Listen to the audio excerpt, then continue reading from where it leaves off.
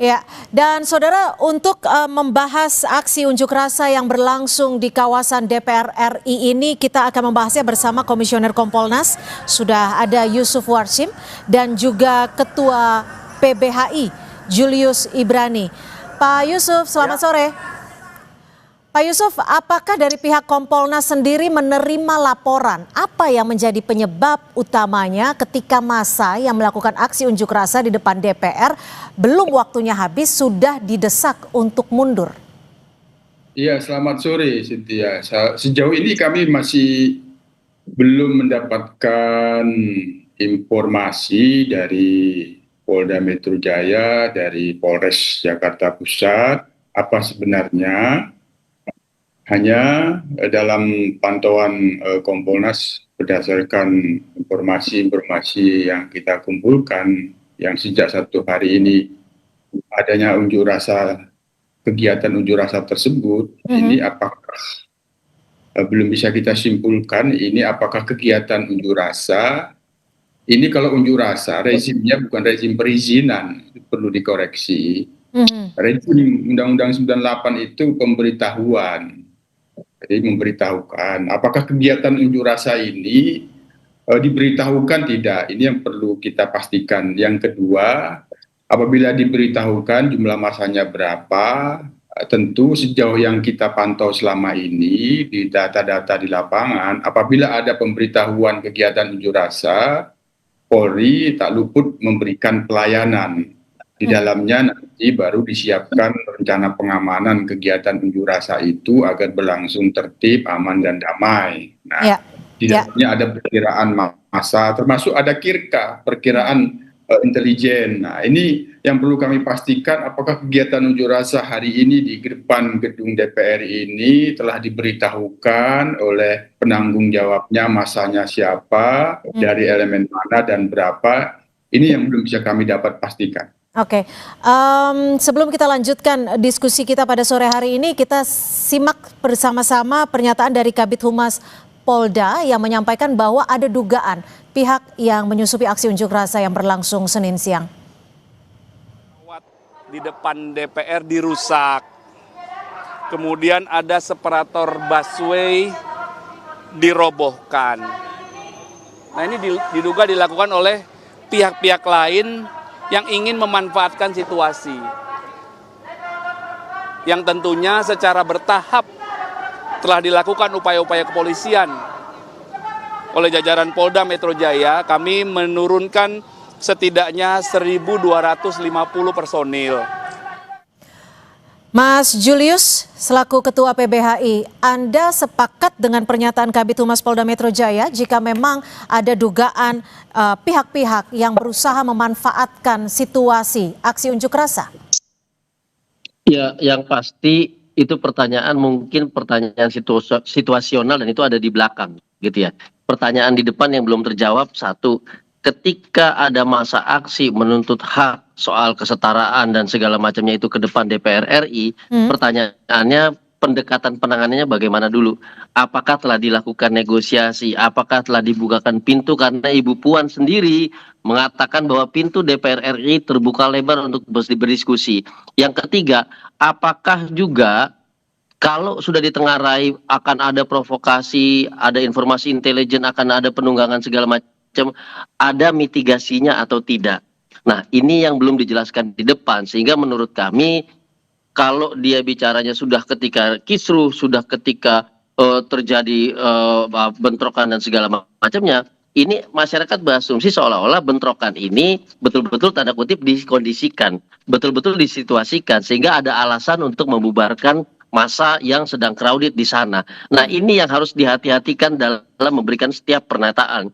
Ingat, setiap gunjang-ganjing di DPR itu secara otomatis menimbulkan kemarahan rakyat dan pasti langsung turun ke jalan. Jadi ini bukan 1-2 peristiwa. Harusnya responnya itu sudah tanda kutip template. Dia sudah tahu bagaimana cara meredamnya, bagaimana cara menegosiasinya dan segala macamnya. Nah, ini jadi Mas Julius, menurut Anda dalam aksi unjuk rasa yang berlangsung sejak siang tadi ada treatment yang berbeda seperti itu? Oh jelas ada treatment yang berbeda gitu, karena tim kami di lapangan, kami belum melihat ada pendekatan-pendekatan demokratis, pendekatan-pendekatan yang justru diminta Ibu Puan kan, kami buka pintu masuk, ayo kita diskusikan apa, itu belum kedengaran sama sekali. Tapi kami melihat tiba-tiba ada sekelompok orang lalu melakukan pembakaran, melakukan kerusakan dan segala macam. Jadi ada substansi inti yang hilang di situ, lalu fokus kepada masalah-masalah yang diungkapkan di lapangan. Nah ini Oke. tidak akan menjawab persoalan. Ini akan terjadi terus-menerus dan tanpa ada mitigasi yang tepat, tanpa ada identifikasi yang jelas itu siapa dan bagaimana, masyarakat masih berasumsi bahwa itu dikondisikan, itu yang bahaya. Oke, Pak Yusuf, jika memang ini penanganannya, pendekatannya Anda dari Kompolnas, apakah ada catatan khusus ketika massa berunjuk rasa sejak siang tadi? Karena berdasarkan laporan di lapangan ini juga memang treatmentnya sudah berbeda sejak pagi tadi. Ada pagar DPR yang sudah dilumuri oli seperti itu. Iya, kan tadi saya sampaikan, namanya menyampaikan pendapat di muka umum itu hak konstitusional, apalagi DPR. Dipastikan DPR setiap hari namanya rumah rakyat, datang masyarakat menyampaikan aspirasinya. Dalam hal ini pasti karena di DPR sendiri ada PAM dari kepolisian juga yang setiap harinya memperkirakan hal-hal terkait dengan kegiatan unjuk rasa dipastikan tidak luput. Itu di DPR itu dipastikan tidak luput karena ada PAM kepolisian di situ. Nah, terkait dengan kegiatan unjuk rasa sendiri di dalam pola penanganannya sebenarnya secara normatif itu ada rencana pengamanan. Setiap ada kegiatan unjuk rasa yang itu diberitahukan, paling utama pasti ada rencana pengamanan. Ketika pun tidak diberitahukan, dipastikan ada informasi-informasi intelijen yang dapat mendeteksi, apalagi di DPR. Apalagi di DPR tidak mungkin tidak luput dari informasi intelijen. Oleh karena itu, di gedung DPR itu dipastikan rencana pengamanan yang sifatnya rutin untuk penanganan unjuk rasa itu sebenarnya sudah ada. Nah, rencana pengamanan itu sampai menimbulkan adanya seperti yang kita lihat di dalam rekaman-rekaman ini dimungkinkan, diasumsikan ini sudah masuk pola situasi antara kuning dan merah. Nah, merah itu sudah terjadi anarkisme itu, sehingga penggunaan kekuatan itu terbuka dilakukan. Nah, hanya perlu dipastikan bahwa kegiatan unjuk rasa yang di DPR pada saat ini, pola pengamanannya itu sudah seperti apa? Ya. Apakah pengutamaan negosiasi, pendekatan persuasi secara humanis itu telah dilakukan terlebih dahulu? Ini tentu dalam catatan-catatan kita sebagai pengawas, nanti kita akan klarifikasi. Yang kedua, bagaimana situasi yang itu masih mengedepankan pola dalmas, pengendalian massa, pengendalian massa tanpa senjata apapun, tidak ada itu. Nah, ini akan kita cek ke lapangan nanti bagaimana sesungguhnya yang terjadi di lapangan yang kemudian terjadinya yang seperti dalam gambar ini sudah yang menjadi kendala di sini Pak Yusuf dan Mas Julius adalah ketika aksi unjuk rasa belum ditemui oleh perwakilan dari DPR tapi sudah diminta untuk mundur. Kita masih akan membahasnya usai jeda, tetap bersama kami di Kompas Petang.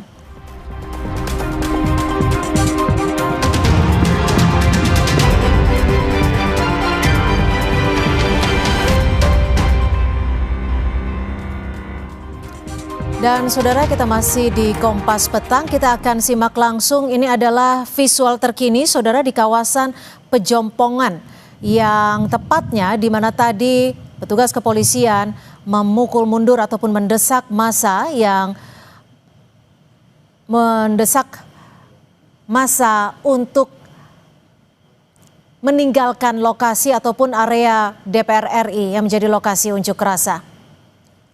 Dan saudara, jika tadi Wakil Ketua DPR RI Sufmi Dasko Ahmad sudah menyatakan bahwa pihaknya mempersilahkan masyarakat untuk menyuarakan aspirasinya kepada DPR RI. Menurut Dasko, pihaknya menghormati hak yang dimiliki masyarakat untuk berkumpul, serta menyatakan pendapat asalkan dapat disampaikan secara tertib. Dasko bilang apa yang disampaikan massa akan menjadi bahan introspeksi bagi DPR RI. Ya, pada dasarnya kan kita menghormati hak untuk berserikat, berkumpul dan menyatakan pendapat, dan tentunya menyuarakan aspirasi kepada DPR RI kita akan terima dengan baik dan kita akan lakukan juga introspeksi ke dalam. Namun kami himbau kepada para yang masyarakat maupun adik-adik yang menunjukkan aspirasi ke DPR agar tertib dan melalui aturan yang berlaku. Mas Julius, kita kembali dalam diskusi kita sore hari ini. Ketika masa pengunjuk rasa belum ditemui oleh perwakilan anggota DPR, tapi sudah didesak untuk meninggalkan kawasan ataupun area DPR. Apa yang Anda catat dalam hal ini? Apakah ada bentuk responsif dari DPR?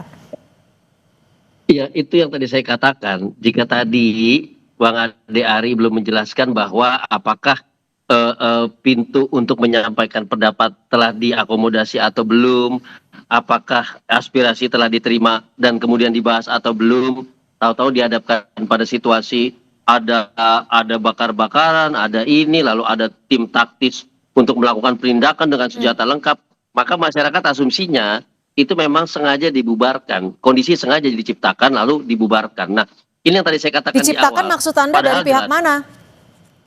Nah, ini yang harus dipertegas. Ketika tadi dikatakan bahwa ada pihak-pihak tertentu yang menunggangi tapi tidak bisa dijelaskan, maka yang tahu hanya pihak yang berwajib, maka yang tahu hanya pihak Polda Metro Jaya.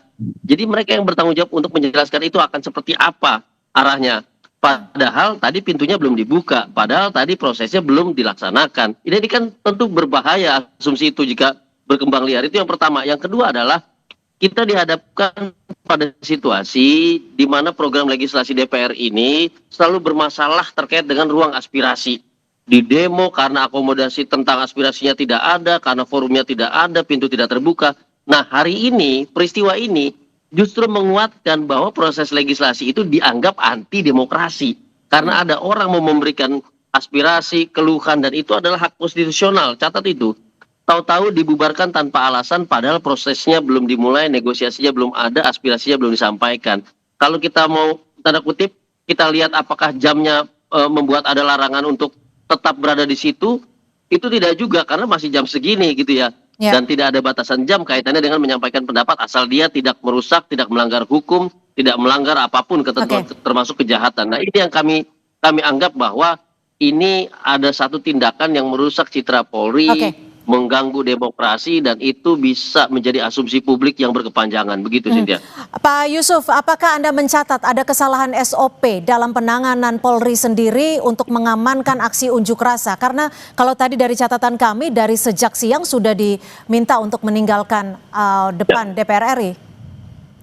Ya, tentu Kompolnas sebagai pengawas fungsional dalam hal memantau dan menilai kinerja penanganan unjuk rasa pada hari ini di gedung DPR, tentu kami akan kumpulkan semua penjelasan dan informasi bagaimana rencana pengamanannya, bagaimana pelayanan sebelumnya diberikan di dalam menerima informasi adanya kegiatan unjuk rasa. Itu dulu yang akan kita lakukan. Hanya sejauh ini ya Mbak Cynthia, sejauh ini Polri sebenarnya kegiatan unjuk rasa, ini data-data kita di lapangan, diberitahukan atau tidak diberitahukan itu terus dilayani.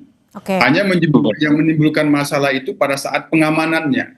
Pada saat pengamanannya itu memang sering menimbulkan bentrok ketika di dalam pengamanan di lapangan itu, negosiasi, persuasi yang itu tidak bisa tercapai, yang kemudian terlalu mengedepankan penegakan aturan yang itu mengesankan represif, itu pasti menimbulkan bentrok. Apakah seperti ini pengamanan kegiatan unjuk rasa di gedung DPR? Ini akan kita lihat lebih jauh, akan kami dalami, baru bisa kami simpulkan dan akan kami berikan penilaian dan kemudian memberikan saran-saran. Itu Mbak Cynthia. Hanya tentu sekali lagi kita berharap kegiatan unjuk rasa yang itu dilakukan pengamanan oleh kepolisian mengedepankan pola-pola yang humanis. Itu menjadi catatan kita terus-menerus. Yang kedua, hanya memang perlu dipastikan apakah ada kegiatan-kegiatan masyarakat di luar penyampaian aspirasi. Nah, kalau itu melakukan kerusakan, itu sudah di luar penyampaian aspirasi.